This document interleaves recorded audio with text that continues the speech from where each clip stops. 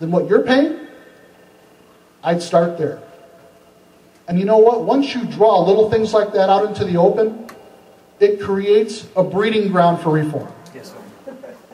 So with that, I guess I'll wrap it up. And I hope everybody takes advantage of the handout and does right by their family and their community.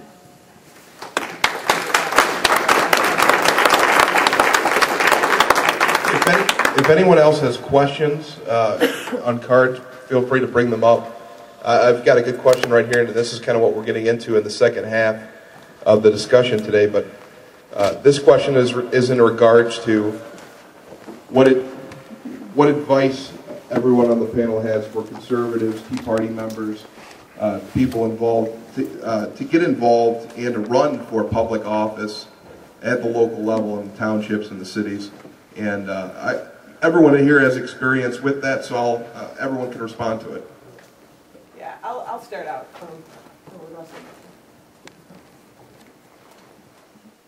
There's a book out there called Everything I Need to Know About Life I Learned in Kindergarten. Remember that book? Well, everything I learned about running for office, I learned on my first campaign. And there's really only 3 things. And it doesn't change the whole time, really. I mean, technology changes how you may do these 3 things, but there's really only 3 things. You need to ask for the vote. I can't tell you how many times I've gone to a political event where candidates got up there, gave a wonderful speech, great speech, everybody's applauding, and they walked off the podium. Never asked the people for their vote. You need to ask for the vote. Second, you need to ask for help. You can't run a campaign by yourself. You can't win by yourself. You need people, you need your friends, you need your family, you need every cousin you ever had. You also need to ask for money. You know, a lot of people say, oh, I don't want to ask for money, you know, I'm going to just pay for it myself. Well, you're really not allowing people to participate when you don't do that. It's kind of a selfish act. Think about it a minute. You're not allowing people to help you. Some people can't go door to door. Some people can't, you know, do other things in the campaign, make phone calls. Maybe the only thing they can do is contribute and contribute money. So you need to ask for that. Now, there's lots of ways to do all those 3 things, and every campaign's a little different, but it really comes down to those 3 things: asking for the vote, asking for help, and asking for money. And of course, file those campaign reports correctly, to remember that. But, you know, it really is that. And again, it's something that I, you know, hope you all do. You know, whether you're, you know, going to run a Republican ticket or whatever ticket you're going to run under, you know, you need to do that. You need to talk to the people that are, in part, you know, working together with you on the party. It's a team effort out there. I know everybody likes to be an independent these days, but independents do not win. You need to have friends. So do that, do the hard work, and you'll be successful. Can I interrupt there? That was sort of the question, but how do we, as a group, a Tea Party, a conservative group, etc., convince a member, for instance, this guy sitting in front of me, who might be reluctant to get involved?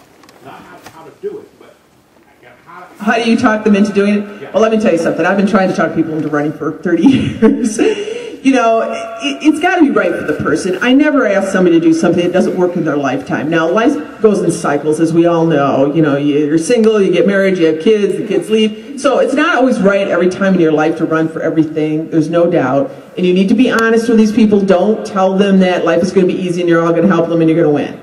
It's going to be hard. I think it's better to just tell people the reality of it all. It is going to be hard. It is going to take work. But, you know, we're going to help you. You're going to be supportive. And it's a tough business. You got to have thick skin for this. There's no doubt, because people are going to disagree with you. It's not going to be pretty sometimes.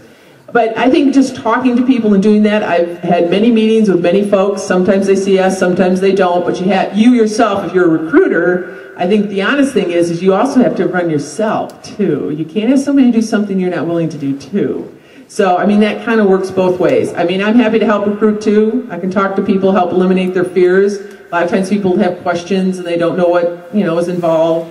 I mean, that's part of it, too. But it's just hard work. And I'll add to what Terry said. When I ask people, and I'm in the process of doing that right now, we have a city election this fall. It's one of the interesting things about municipal elections in Michigan. They're in odd years. They need to get consolidated, in my view, to even years. Saves money. But setting that aside, I usually at the close, and I'm loath to do it on occasion, but I quote Aristotle and I say the The price you pay for failing to participate in politics is to be governed by your inferiors.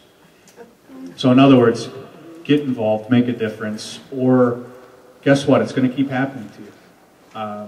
And usually it's that, assuming that it's the right time in people's lives, and that's right on. I mean, there's never a perfect time, but there's some bad times. I have a 3-month-old at home. I can't imagine running right now, but sometimes it's tough love. I mean, you just have to say, look, if you're not willing to get involved, you're not willing to run, then how is it ever going to change? And that's about the best advice I'd have there.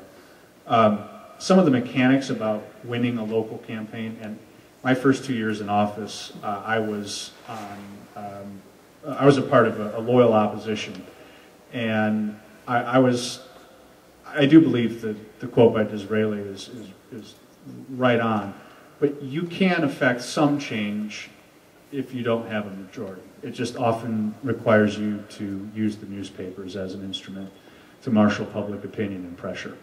But obviously not having to fight that rear guard constantly when you have a majority, when you have a group, and I don't encourage groupthink, but when you have a group that have some basic principles of, particularly when it comes to spending, that you have conservatives that are sitting there, most issues tend to work themselves out pretty well.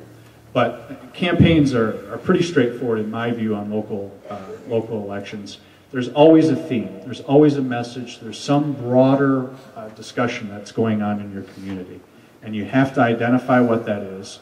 And then within that, there are, for me, no more than 3 issues. If you have a card, a walk card that, reads like this bio in here, people aren't going to want to see that. They want a lot of white space, and they want a concise discussion of no more than 3 issues and what your position is on that. The team gets back to, if you have 4 or 5 people that are running, it generates interest, it generates a movement, and that is important. I'm not so sure I believe in slate politics necessarily. It can be helpful, but it's a double-edged sword at times. Your walk and mail list.